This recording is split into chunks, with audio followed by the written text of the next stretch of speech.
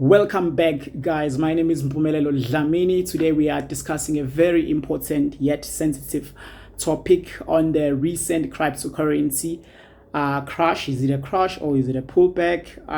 I really don't know. However, stay tuned till the end of the video because today we are giving away something, so you don't want to miss out.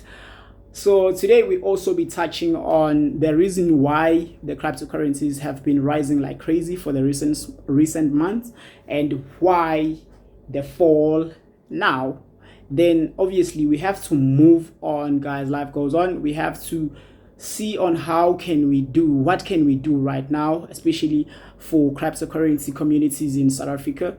So we'll mainly be discussing particularly the Bitcoin, of which that's what everybody is talking about. So let's get right into it. So why the fall and why was cryptocurrencies rising? I'm sure you had on the news and on Twitter, those who are on Twitter, that Elon Musk bought around about 1.5 billion US dollar worth of Bitcoins. And this sort of like increased the demand or sentiments in cryptocurrency communities. Therefore, so many people were buying like crazy. However, suddenly car makers cancelled buying cars using Bitcoins due to environmental concerns that take place when mining cryptocurrencies. Then Tesla announced that they are selling all their coins that they bought. And again, they announced that they haven't sold the coins yet. So there's sort of like mixed emotions right there. However, the current huge cryptocurrency challenge is the environmental concern over the cryptocurrency having to use electricity when mining. Most electricity is produced using non-renewable energy, and that's involved like polluting the environment and the impact on climate change, of which that's what everybody is trying to fight or to eliminate or to combat. So well, that's a story for another day. But there is hope, guys, because as we know, as some of us might know, that we are moving forward towards quantum computing and the whole focus of combating climate change. So there is sort of like hope and answer for that. Now, enough about the crash and all the problems, or should I say challenges, that the cryptocurrency communities are facing. What can we learn from this crash or the pullback? We saw last year what happened during the COVID-19, that most of the things like financial assets were tumbling, going down. Some of them have recovered, and we've seen some recovery, like 12% recovery after that 30% of cryptocurrencies dropping, particularly Bitcoin. So there's sort of like hope. But I know that you're asking a lot of questions. Should I buy more? Should I hold? Or should I sell? What's concerning me about cryptocurrencies is that when they fall, they all fall across the board. And when they rise, they all rise, which sort of like makes it difficult to say that I've diversified my portfolio by having to buy different kinds of coins, because they behave more or less the same, but not all of them. Some, but main coins, they fall the same and they rise the same. So cryptocurrencies are also mostly driven by sentiments or public opinions, as we've seen the tweets that sort of like drove the prices on cryptocurrencies. Well, yeah. There are three main questions that everybody is asking. Should I buy more? Should I sell? Or do I hold? Well, my answer to that, it all depends on your main investing goal when you are investing on cryptocurrencies. For me, there are three types of investors that are investing in cryptocurrencies. Number one, there are those investors that are investing on the value of the coin, on the potential value or future potential value that this coin is worth this now, and it has a potential to reach a certain percentage when it comes to growth. And number two, there are those who buy and sell. So it means that they buy the coins, when they are low, and when they are up, then they sell them, so they take their profit. So I would call them like probably day traders. I don't know if they are investing or they are trading, but they mainly driven by the price on, is it high or is it sort of like low. Then the third investors for me, I think, are those that are emotional and revolutionary invested, those that want to change the financial system. Well, on the other side, seemingly there are two kind of financial systems that are currently working: those that are believing in cryptocurrencies and those that are believing in the old system, or should I say the current system that we are using in the financial sector.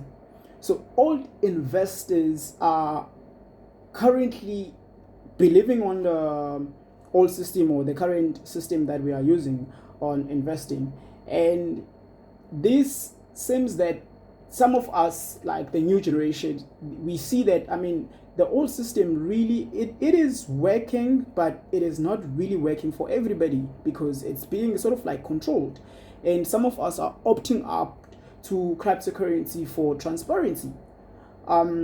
Some of the old investors cannot really opt into crypto, even if somehow they see the light on it, because their money is onto the current system that we are using, and probably some of them, they've predicted on what is going to happen in the market and sort of like what they've said, and it has happened. So it's sort of like difficult for them to sort of like move forward to the new system. There are a lot of questions like what is backed by cryptocurrencies, because they are not really backed by anything. They are really driven by sentimentals, and a lot of governments, they are shutting down the use of cryptocurrencies, and we see this resistance and the fight. And those that are believing in cryptocurrencies, somehow they don't produce a tangible thing or a valid argument against those who do not really believe on this financial sector. So the question is, where do you stand? I'm sure you've sort of like have a question: which system do I believe in, and am I a crypto guy? Am I the current financial system? Well, I do sort of like have coins, and I will tell you what kind of investor I am on the 3 types of investors I've mentioned earlier. So just stay tuned, and then you sort of like see. By the way, as I mentioned in the start of the video, that we're having a giveaway. I am giving away a spreadsheet that will sort of like help you in doing your research on when you're choosing the coin that you want to use. Well, another big question is, so what can we do now? How can we sort of like move on? We've seen the values of cryptocurrency rising and falling over a period of time. We've heard about people talking, some of them supporting, some of them crashing the cryptocurrency. But you sitting out there as a South African or an African child, how can you really benefit over this? So for me, my opinion is, like, if we buy coins, let's buy them on the US dollar currencies, because we'll be leveraging against rands or any other African currencies. So we buy small, and we're looking at the value, the potential future value of the coin, rather than the price. Because some of us, they are buying coins because they are cheap, because we have this idea that just like Bitcoins, it was cheap. If I've gotten in when it was cheap, by now I could have accumulated so much.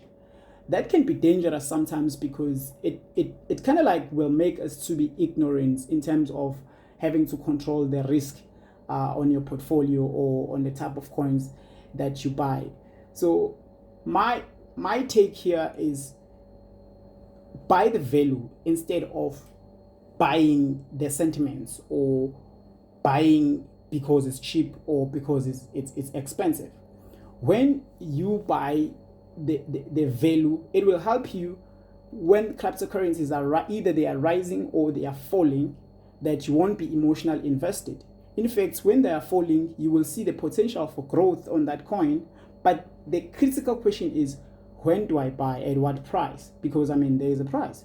So at what price should I buy the value? So what I'm trying to say here, I want to remove the mentality on the price, on where it's priced, but we're looking at the future value of buying. Obviously, we're controlling our risk because we don't put all our money there. We don't put everything that when it crashes, then we sort of like cry. We put little by little.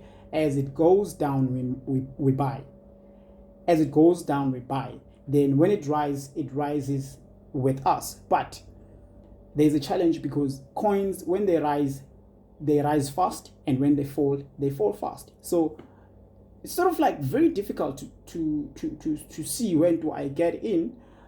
Somehow, what I would say is, if you have, let's say you want to invest like $500, it's like you split the 500 rands maybe into 100 rands. So like, let's say for a certain amount of percentage of falls, you buy with 100 rands, and so on, so that when it reaches the floor, it takes you up with that last 500 rand that you bought. That's like my personal opinion. Obviously, I'm not a financial advisor, but thank you for listening to me. I think this is the end of the video. So on how should we move on, probably the next video that I'll do the platforms that South African can actually access and buy coins using their rands, converting their rands to US dollar.